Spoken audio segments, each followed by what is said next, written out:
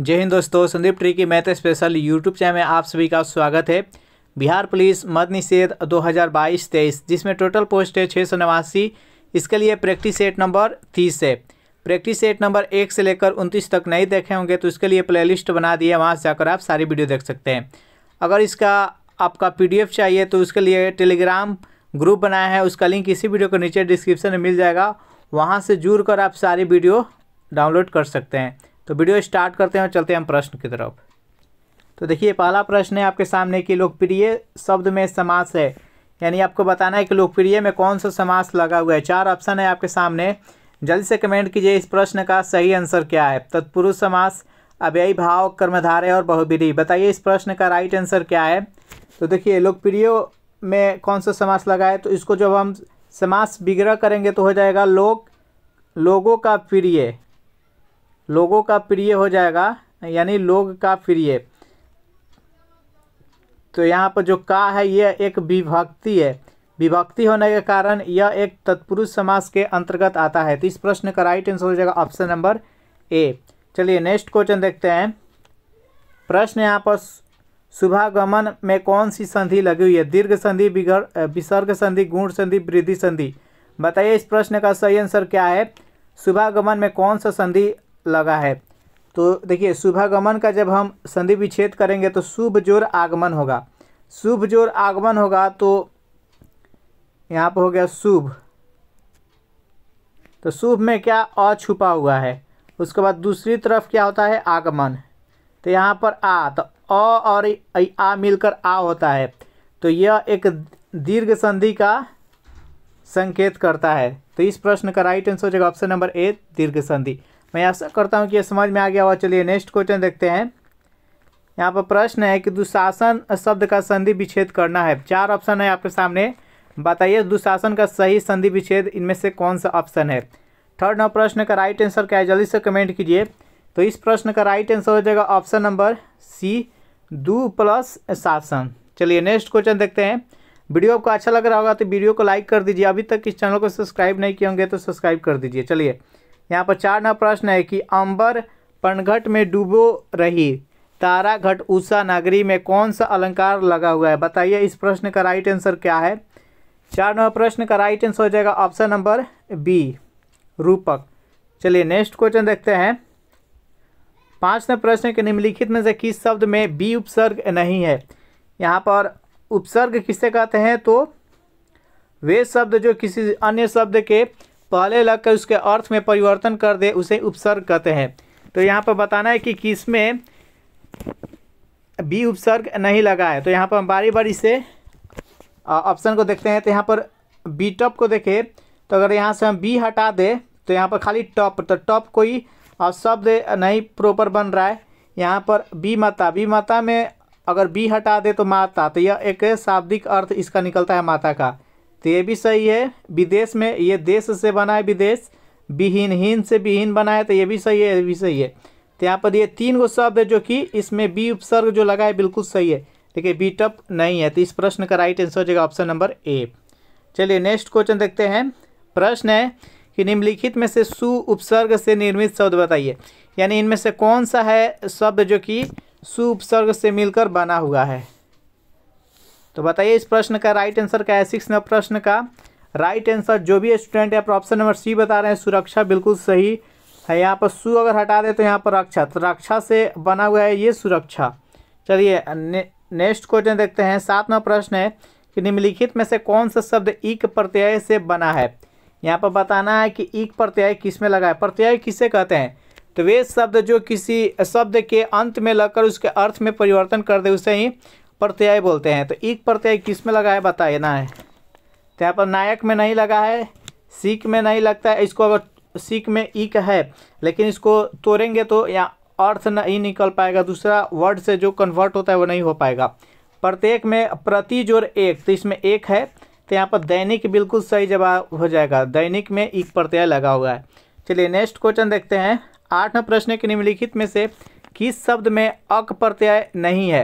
यहाँ पर अक प्रत्यय देखना है, यानी लास्ट में अक जुड़ा हुआ है, किसमें नहीं है आपको बताना है।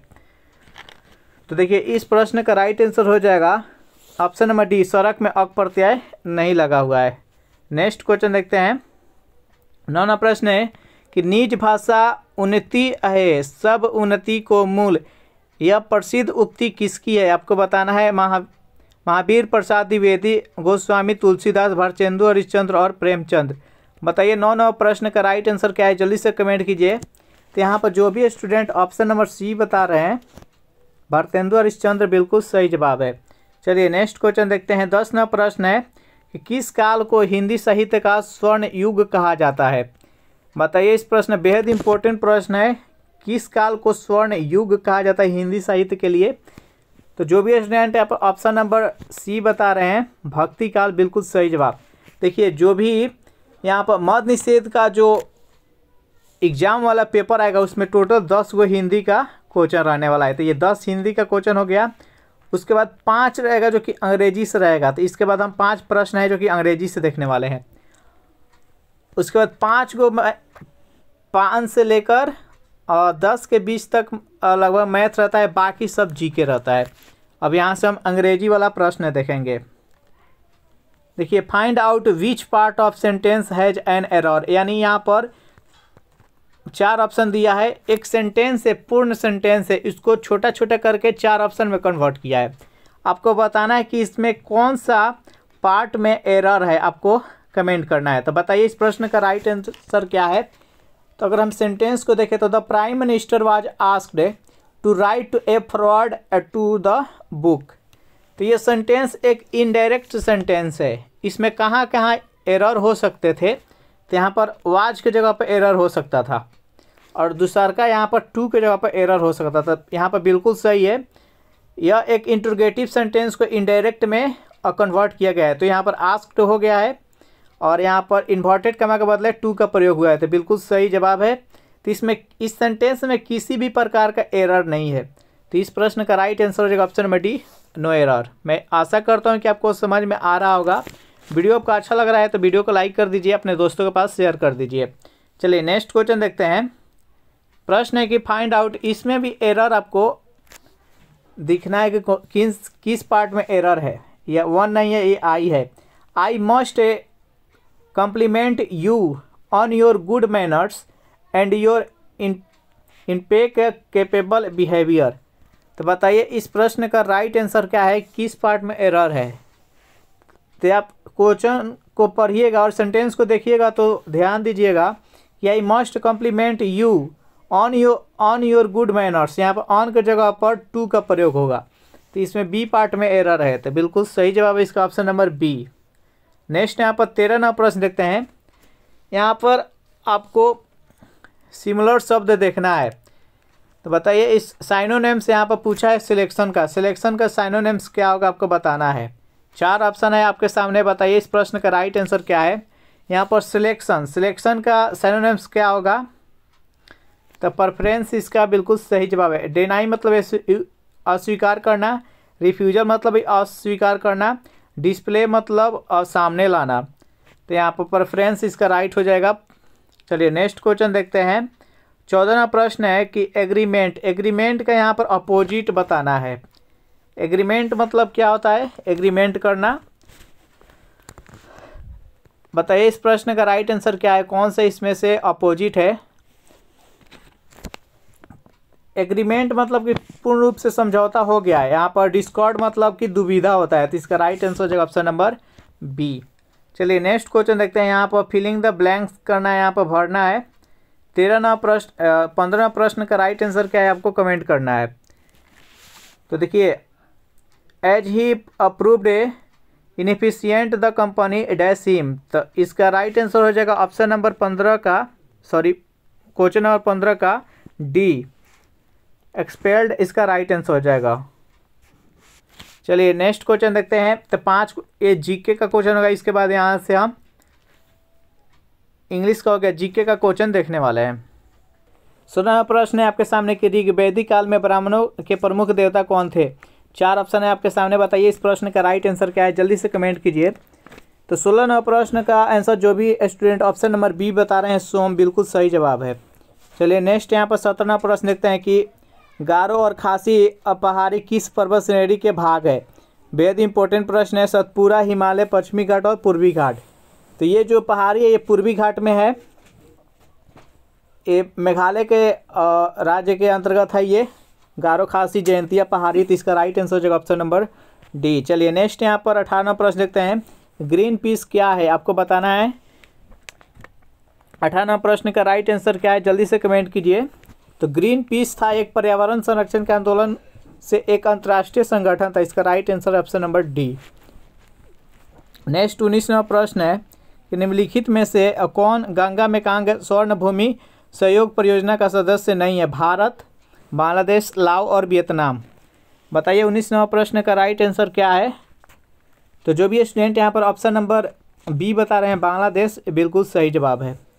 नेक्स्ट यहाँ पर 20वां प्रश्न देखते हैं कि भुवनेश्वर, पुरी तथा पिलानी के मंदिर किस शैली में निर्मित है। नागर, द्रविड़, बेसर और ग्रीक रोमन। बताइए, बेहद इंपॉर्टेंट प्रश्न है। 20वां प्रश्न का राइट आंसर क्या है, जल्दी से कमेंट कीजिए।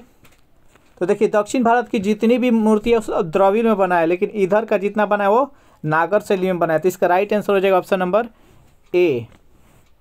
चलिए नेक्स्ट क्वेश्चन देखते हैं कि व्यक्तियों को कर राहत की दृष्टि से निम्न में से कौन सा अन्य तीन से भिन्न है। बताइए इस प्रश्न का राइट आंसर क्या है, जल्दी से कमेंट कीजिए। आप क्वेश्चन देख लीजिए और चारों ऑप्शन देख लीजिए और राइट आंसर जो भी है उसको कमेंट कीजिए। तो 21वां प्रश्न का जो भी स्टूडेंट ऑप्शन नंबर बी बता रहे हैं कि सार्वजनिक भविष्य निधि, बिल्कुल सही जवाब है। नेक्स्ट यहाँ पर 22वां प्रश्न देखते हैं कि कर्नाटक संगीत का जनक के नाम से प्रसिद्ध संत कौन है। बताइए, बेहद इंपॉर्टेंट प्रश्न है। 22वां प्रश्न का राइट आंसर क्या है, जल्दी से कमेंट कीजिए। जो भी स्टूडेंट यहाँ पर ऑप्शन नंबर बी बता रहे हैं संत पुरंदर दास, बिल्कुल सही जवाब है। नेक्स्ट यहाँ पर 23वां प्रश्न है कि निम्नलिखित में से किस राज्य के लोकसभा में अनुसूचित जनजाति के लिए सबसे अधिक सीट आरक्षित है। बिहार, उत्तर प्रदेश, राजस्थान और मध्य प्रदेश। 23वां प्रश्न का जो राइट आंसर है, जल्दी से कमेंट कीजिए। तो देखिए सबसे ज़्यादा अनुसूचित जनजाति के लिए जो सीट आरक्षित है वो मध्य प्रदेश में है। तो इसका राइट आंसर है ऑप्शन नंबर डी। नेक्स्ट यहाँ पर 24वां प्रश्न देखते हैं, ये विश्व का सबसे बड़ा द्वीप निम्नलिखित में से कौन है। अंडमान निकोबार द्वीप समूह, फिनलैंड, आइसलैंड और ग्रीनलैंड। तो विश्व का सबसे बड़ा जो द्वीप है वो है ग्रीनलैंड। तो इसका राइट आंसर हो जाएगा ऑप्शन नंबर डी। नेक्स्ट यहाँ पर निम्नलिखित देशों में से कौन सा संघाई 5 का सदस्य नहीं है। चीन, रूस, कजाकिस्तान और पाकिस्तान। बताइए 25 नंबर प्रश्न का राइट आंसर क्या है। तो देखिए संघाई 5 का सदस्य पाकिस्तान नहीं है। तो इसका राइट आंसर हो जाएगा ऑप्शन नंबर डी। नेक्स्ट यहाँ पर 26वां प्रश्न है कि भारत में हीरा निम्न में से किस राज्य में पाया जाता है। केरल, तमिलनाडु, मध्य प्रदेश और राजस्थान। बताइए हीरा किस राज्य में पाया जाता है, जल्दी से कमेंट कीजिए। 26 नंबर अब तक इसका आंसर आ जाना चाहिए। जो भी स्टूडेंट यहाँ पर 26वां प्रश्न का आंसर सी बता रहे हैं मध्य प्रदेश, बिल्कुल सही जवाब है। नेक्स्ट यहाँ पर 27वां प्रश्न है कि जब कोई व्यक्ति ध्रुवीय क्षेत्रों से की तब भूमध्य रेखा की ओर आता है तो बताइए इसमें क्या परिवर्तन होता है, आपको बताना है। 27वां प्रश्न का जल्दी से आंसर दीजिए। तो जो भी स्टूडेंट यहाँ पर ऑप्शन नंबर डी बता रहे हैं पादपों और पशुओं में भिन्नता बढ़ती है। तो इसका राइट आंसर है ऑप्शन नंबर डी। नेक्स्ट यहाँ पर 28वां प्रश्न है कि देश के प्रथम ISO 9001 का सम्मान पाने वाला रेलगाड़ी का नाम क्या है। बताइए 28वां प्रश्न का राइट आंसर क्या है। Bhopal express, Prayagraj express, Jammu Tawi express और हिमसागर एक्सप्रेस। 28वां प्रश्न का जो भी स्टूडेंट ऑप्शन नंबर ए बता रहे हैं भोपाल एक्सप्रेस, बिल्कुल सही जवाब है। नेक्स्ट यहाँ पर 29वां प्रश्न देखते हैं कि थर्ड आई शब्द किस खेल से संबंधित है। थर्ड आई, क्रिकेट, हॉकी, गोल्फ और लॉन टेनिस। बताइए 29वां प्रश्न का राइट आंसर क्या है। तो इसका थर्ड आई इसका राइट आंसर हो जाएगा option number A, cricket. Next यहाँ पर प्रश्न है कि भारत का दक्षिणतम बिंदु इंदिरा पॉइंट कहाँ स्थित है। बेहद इंपॉर्टेंट प्रश्न है। बार निकोबार द्वीप में, छोटा निकोबार द्वीप में, मध्य अंडमान में और दक्षिण अंडमान में। तो 30वां प्रश्न का राइट आंसर हो जाएगा 12 निकोबार द्वीप में। इस प्रकार से टोटल 30 प्रश्न हम इस वीडियो में देखें। नेक्स्ट जो प्रैक्टिस सेट आएगा उसमें हम 31 से लेकर 60 तक का प्रश्न देखने वाले हैं। वीडियो आपको अच्छा लगा तो इसको लाइक करें, अपने दोस्तों के पास शेयर करें। अगर इस चैनल से नए जुड़े होंगे तो चैनल को प्लीज़ सब्सक्राइब कर लें। Thanks for watching this video. मिलते हैं नेक्स्ट वीडियो में।